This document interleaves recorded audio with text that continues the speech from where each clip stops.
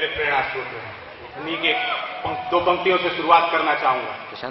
देखा था जो स्वप्न कभी आज हर धड़कन में है, एक नया भारत बनाने का इरादा मन में है।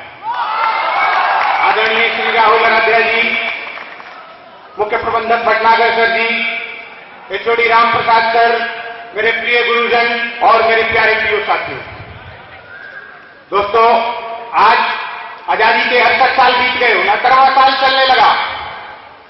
मित्रों, अगर आप देखें तो अंग्रेजों ने हमारे देश पर पूरे 200 साल तक राज किया और उनसे आजादी पाना इतनी आसान नहीं थी। इस आजादी को पाने के लिए लाखों लोगों ने अपनी जानें गंवाई।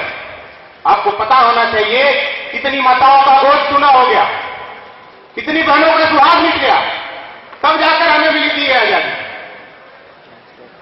और दोस्तों, आपको क्या लगता है, जो लोग इस आजादी के लिए अपनी जानों की कुर्बानी दी थी, जो शहीद हुए थे, उनकी उम्र क्या रही होगी? मित्रों, आपको ये जानकर आश्चर्य नहीं होना चाहिए कि वो लोग कोई उम्र में हमसे बड़े नहीं थे। मैं आपको बताऊंगा, जब भगत सिंह फांसी पर लटक रहे थे तो उनकी उम्र मात्र 25 साल थी। चंद्रशेखर आजाद 24 साल, खुदीराम बोस 19 साल, मदनलाल ढींगरा 24 साल, अशफाकुल्ला खान 27 साल। ये हमारे और आपके जैसे ही लोग थे जिन्होंने अपने सपनों को ठुकराकर इस देश की आजादी के लिए अपने जान को न्यौछावर कर दिया और उनका सपना सिर्फ और सिर्फ अपने देश की आजादी थी। दोस्तों,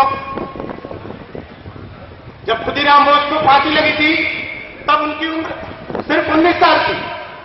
फांसी से 3 दिन पहले उनकी मां उनसे मिलने आई थी। मां रो रही थी। खुदीराम बोस ने कहा, रो मत मां, इस बार जाने दे, अगली बार फिर आऊंगा।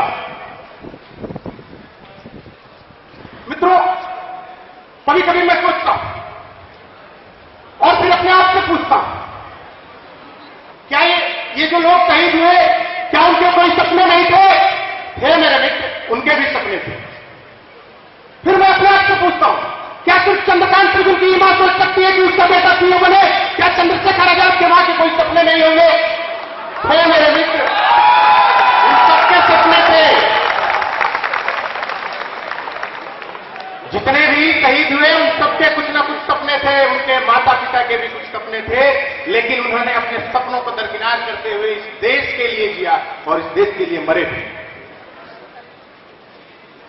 कल मेरे एक मित्र अभिषेक बता रहे थे कि चंद्रकांत जब सुभाष चंद्र बोस आईसीएस का एग्जाम क्लियर किए थे तब उनका 4th रैंक था। उन्होंने अपना पेपर फाड़ दिया। आप समझ सकते हैं आईसीएस क्या होता है। उस जमाने में it was the highest paid job of the world during that time. उन्होंने उसको फाड़ दिया। और अरविंदो घोष, उन्होंने आजादी की लड़ाई में भाग लेने के लिए आईएएस नहीं ज्वाइन हुआ, आईसीएस नहीं ज्वाइन, क्योंकि उन्होंने सिर्फ अपने देश के लिए सपना देखा। दोस्तों, हमें आजादी तो मिली, लेकिन आजादी बंटवारे के साथ मिली। और मेरे दोस्त, ये बंटवारा कोई संयोग महज नहीं, ये एक साजिश थी। It was not just a coincidence, it was a conspiracy of British government to separate our country in 2 parts. अगर आप यूरोप के नक्शे को देखें तो यूरोप छोटे छोटे टुकड़ों में बटा हुआ है, जबकि सच्चाई है कि पूरे यूरोप में सिर्फ एक ही धर्म है और कई सारे ऐसे देश हैं जहां पर लगभग एक ही भाषा बोली जाती है। और यही हाल है हमारे मिडिल ईस्ट में। अगर देख ले, ईरान, इराक, कई सारे देश हैं जहां पर सिर्फ अरबी ही बोली जाती है, लेकिन वो आज भी एकजुट नहीं है। ये सिर्फ हमारा भारत ही देश है जो इतनी भाषाएं बोली जाती हैं, यहां पर इतने धर्म हैं, कई सारे संप्रदाय हैं, तो भी आज हम लोग एक हैं। क्या ये हमारे लिए गर्व की बात नहीं है मेरे मित्र? ये हमारे लिए गर्व की ही बात है। और मैं तो कहता हूं, ये जो यूनिटी इन डाइवर्सिटी हमारे देश में देखने को मिलती है, ये पीएमएसपी से अच्छा